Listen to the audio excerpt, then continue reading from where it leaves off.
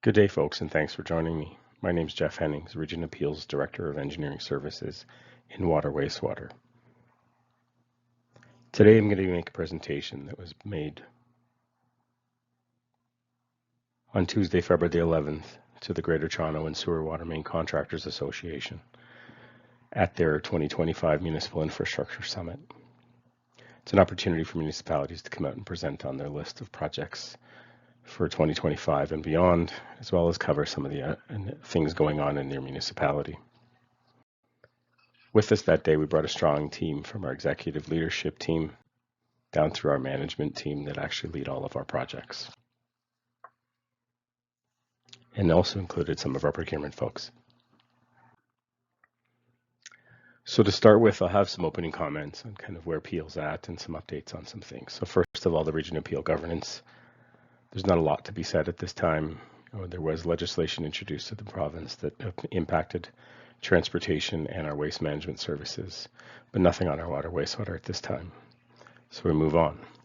Some of the initiatives that we're working on in Peel Water Wastewater right now include tariffs and cost escalation, certainly very timely. We're trying to always improve health and safety on our construction projects, continuously updating and improving our vendor performance management system, and also looking at some of our Peel standards and our pricing forms, very important to the contractors. When it comes to tariffs, we've been working on a simplified formula. It actually goes back to well before tariffs and something we've been working on since COVID.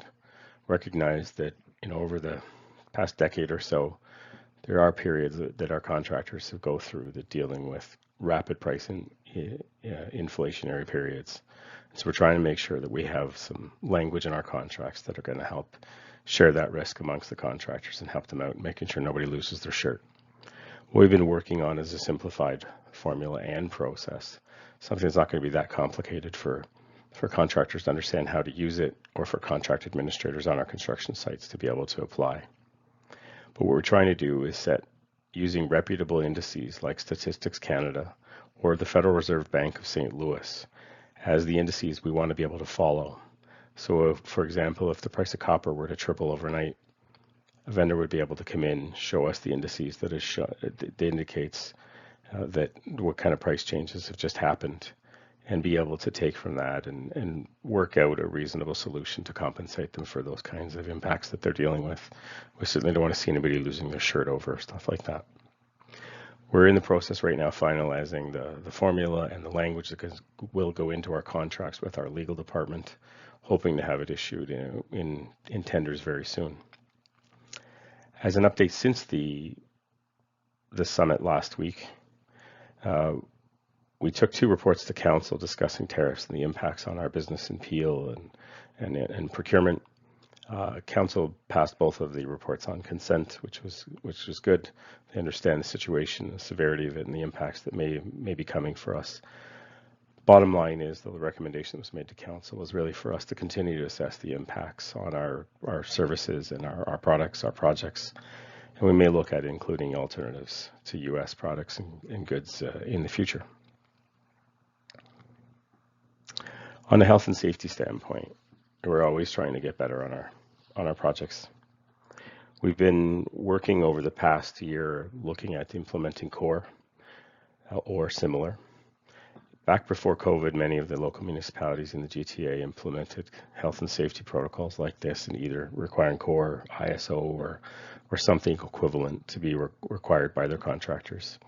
We're launching that starting March 3rd, so any contract greater than $10 million in value will require that the general contractor is either CORE certified or equivalent. One of the other things we're doing with that is adding additional health and safety consulting services on our construction sites, certainly on our most complex projects. What we're doing is having regular visits from a health and safety consultant hired by the region that's going to go out there and try and add value to our projects, making sure that our contractors are following all of the rules, but also it's an extra set of eyes to be able to maybe pick up on something the contractor didn't quite see. The health and safety consultant is typically made up of people that are former Ministry of Labor inspectors, so they know the Green Book really well. They know how to be able to handle construction sites. We think that it's something we've been using for more than 20 years now on some of our sites. We're expanding it out to more of our sites. specifically targeting right now some of the tunneling projects because of how complex that their work is. Vendor performance management. So we've had vendor performance management in place for many years. We've been spending the last year or so having a look at it, trying to refresh it, make it a little bit more practical, easier to understand for everybody, and including our project managers. A session was held on January 20th for the industry to be able to tune in and find out the updates that are coming. If anybody is interested, contact our procurement division and they'd be able to share a recording of that video done on January 20th. Pricing. I'm going to get more into what we're doing with our programs in a little bit, but one of the things that we're working on our Queen Street program, now called Flow Central Brampton, is we're developing standards that will go into all of our contracts, certainly linear standards. And as part of that, it will update pricing forms. We'll have a more simplified pricing form that will mimic what the City of Toronto's basement flooding program uses, something that's going to be easier for our contractors, I think, to use and when they're submitting projects. Onto projects. So a few things to update is on the 2025 budget and beyond. And then I'm going to get into some of our appeal programs and how we're trying to accelerate capital project delivery with new ways of doing things in Peel. And then I'll talk about some of the other large linear and rehab projects that are more standalone. The capital budget. Last year we presented a real eye-popping number to the summit. We had enormous increases. And we're increasing again. As you can see, we're another 31% increase on our water wastewater capital budget, up to $1.7 billion this year, including $1.3 billion of that is for growth. And then you can see in the 10-year we've also updated. We've gone up now to $17.4 billion, another 20% increase from last year. So there's big things happening with the budgets. Last year we spent $665 million compared to $674 million was spent in 2023. With a few large projects on the go right now, we certainly expect to exceed those numbers this year. We've got a little ways to go to be able to get up to $1.7 billion a year. Right now, though, our procurement projection for this year has us tendering somewhere about $1.5 billion before the end of the year. So onto the programs. Last year, we introduced the Contractors Association to our new approach to capital delivery. We understood with the large jump in capital that we needed to do across the region, we couldn't continue to do things the way we had been doing them. So we launched our first program, initially called the Queen Street Housing Enabling Program, Infrastructure Program, because it really focused on downtown Brampton. We know that the desire to grow in downtown Brampton, and we want to be able to make sure that we've got the servicing in place to allow that to happen. So we did rebrand it a few months back and called it Flow Central Brampton. We do expect to roll this out across other programs that will be coming in the future. They'll all be called Flow, and then they'll be hyphenated with the more geographic location of it. Initially, the program was launched by Matthew Bennett. He's moved on to a new role, and the now program manager that is leading this for us is Greg Beams. The program was awarded last year to the team of ACOM and their partner Hatch. The team has spent the last 6 months getting the program established, starting to build the governance, the overall plans and standard specifications, while proceeding with design on some of the early work. This shows a map generally of the area that we're trying to get to increase servicing in. So it's most of downtown, really bounds from Airport Road in the east all the way out to Mississauga Road in the west, and kind of steals in the south to about Beauvert in the north, with also the inclusion of the Kennedy Road sewer. That's a project in the EA, and you can see how it runs right up Highway 10 in Brampton. That's part of this program. So this program has a number of projects that are getting ready to go to tender this year. Some of them are smaller state of good repair projects that just kind of fit in the geographical area, and we're trying to get those out the door and get started on them soon. Here's a more comprehensive list of what is coming over the next months and years. Some of the smaller stuff we're getting started on right now. As you can see, we're trying to get the Hanson Road and Arenda Road sewer upsize tender out the door soon. hoping to be able to get that project started and get that tendered this year. Same thing with Rutherford Road sewer upsize. These projects are going to help us be able to get started on additional growth in the downtown Brampton area by getting that sewer capacity in place. But as you scroll through the list and work your way down, you'll start to see more and more stuff. And as you get to the bottom, you see some massive projects. So you've got that Kennedy Road trunk sewer that will go all the way through Brampton, all the way up into Caledon and working its way up to almost King Street in Caledon. We recently held a public meeting, our first in-person public meeting on this project a few weeks back. I think it was well attended and received. And so that one continues to move along. We'll try and wrap up the EA.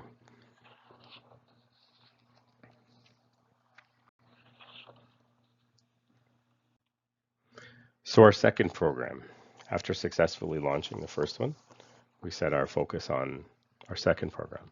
And this now works into the Caledon area. So this map shows the entire south, almost the entire width of Caledon in the south end, really bounded by Mayfield in the south and sort of the 413 in the north, or more appropriate, I guess, in some cases, Old School or even King. You can see there's a number of projects there. We're trying to get these up and running. This program is just in the process of being awarded. We're just awarding this right now to the team of Stantec with RV Anderson and GEI consultants. So kickoff meeting is scheduled on that very soon. We do have some of these tenders already out, some of them already closed. We are getting to work on a bunch of these areas. But now we have the consultants in place that we can help to really prioritize and where we go with this. This program is being led by our program manager, Alberino Scarpato.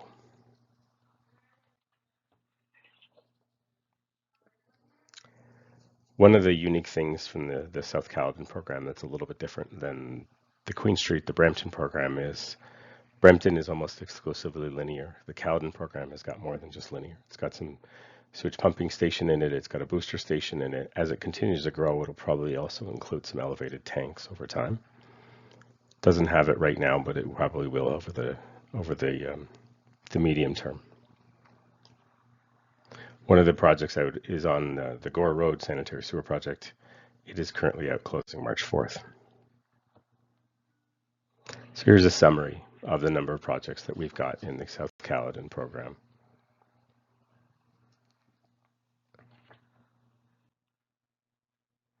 Now move on to the more linear, the individual large projects that we have that are coming soon. So there's a summary of what's coming. We've split this up by quarter. You can see a number of prequels and the small diameter, state of good repair work, the large diameter tenders, and some rehab ones. First up is expected to be the Victoria Feeder Main Contract 3. So this one is getting ready to go, expected to go out to tender next month. The estimated value is $65 million. It is predominantly going to be open cut because we were pulling out the part that has to cross the 413 until we get a little further defined scope with the Ministry of Transportation on that. But we're going to get out and get started on this one and then probably add in a second tender later to do the tunneling part where the 413 is going to be. And this project is being led by our water linear team. Next up is the Lakeshore Trunk Sewer and Zone 1 water main. So this is a significant project in the Port Credit area. It's going to be a new large sewer with some additional water mains in the area. We're hoping to have this out to tender in April. This one's estimated at probably more than $200 million. You can see that there's quite a scope here, 4 kilometers of sewer and water main, large stuff, as well as a few hundred meters of other stuff to tie into other areas in Port Credit. This project is going to combine tunneling, microtunneling, and open cut. So a very complex project, an important one for the Port Credit area.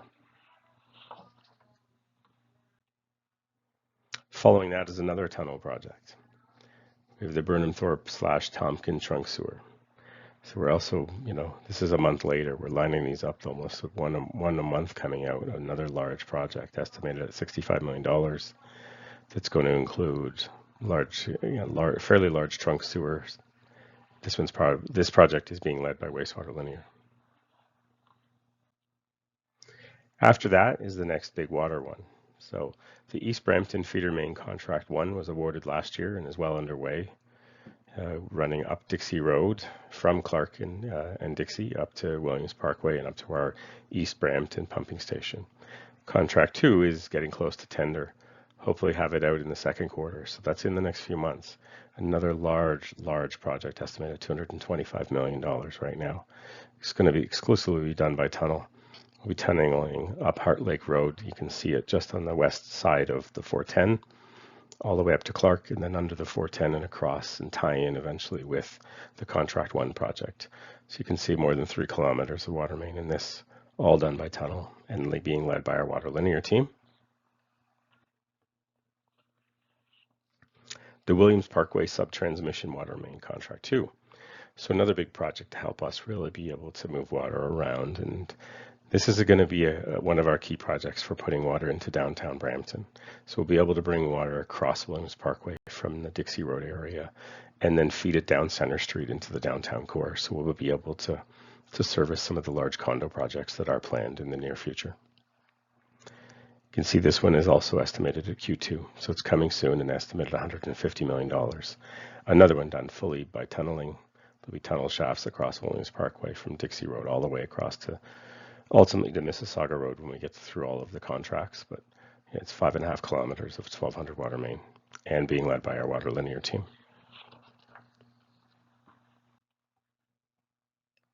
Then we have the West Trunk diversion. So this one's in design. This one's estimated to come out to tender probably about November of this year. We'll put it into the budget for next year. We've deferred the budget on this one to next year so that we've timed it so that we'll tender it in the fall, and then once budget's approved in 2026, we'll have the funds in place to be able to award this.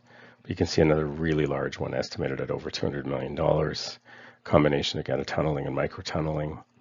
Lots of work in the Streetsville area. You can see more than 5 kilometers of big trunk sewer here to put in. This one's being led by the Wastewater linear team. So that's 5 really large tenders right there that are coming this year, all that are really focused on tunneling and micro-tunneling. So here's a good summary of some of the projects that are coming over the next, this list alone is just for this year. You can see the size of some of the projects that are there. And when we continue that, there's still a list of more large projects coming before the end of the year, and then start to look at what's coming early into 2026.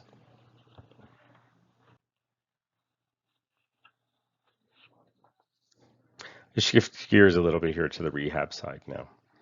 So some of our larger trunk sewers need some rehab. You can see we have a tender coming again, another one soon. A little bit different work, but April 2025, we estimate to have this tender out for the East Brampton Sanitary Trunk Sewer Rehab Contract 1. It is going to be a cured in place pipe, with some spot repairs and manhole rehab, but estimated at $15 million.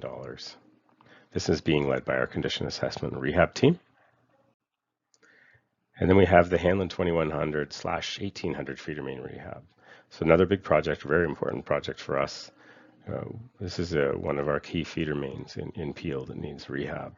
And we're trying to work on this to get this completed and put this pipe back in service as soon as we can. So we estimate the tender date on this to be this fall, the value of about $25 million. There'll be a lot of carbon fiber reinforced polymer applied to this. So again, another project being led by the condition assessment and rehab team. And just a summary of some of the tenders on the rehab side here and what we've got coming. So in addition to the East Brampton and Hanlon, there's a couple other ones that are there. Not huge, but still significant projects for us. When we look beyond 2025, we now have a number of other projects that are here, and you can see some of the big ones. I have covered some of these in the past, earlier in the presentation. But you can see the Etobicoke Creek Trunk Sewer is going to come out, so probably in 2026. As I mentioned, getting that water into downtown Brampton, we need the Center Street project. So we're going to be building the water main across underneath Williams Parkway, but eventually we got to bring that water then down Center Street into the downtown core. And that tender is expected to go out in 2026. In addition, the Kennedy Road Trunk Sewer, and then some of the stuff we'll start to see up in the north side of Bolton, the Emerald Cove Parkway Trunk Sewer and Water Main, and the contract too for the rehab of the East Brampton Trunk Sewer. So that wraps up where we're at. Quick summary of a bunch of the projects that are coming kind of be coming out to tender in the next several months, things we're doing, as well as a bit of a summary of how we're using program management to try and accelerate a number of our projects and be able to deliver things a little faster we have in the past. This final slide is really a summary of, it's a snippet of a handout that was provided to everybody, all the attendees of the summit, with a listing, breaking things down by quarter, with which projects are coming, with estimated values, so the contractors know what's coming and what to be looking out for. So thanks for joining me today. Hope you have a good day.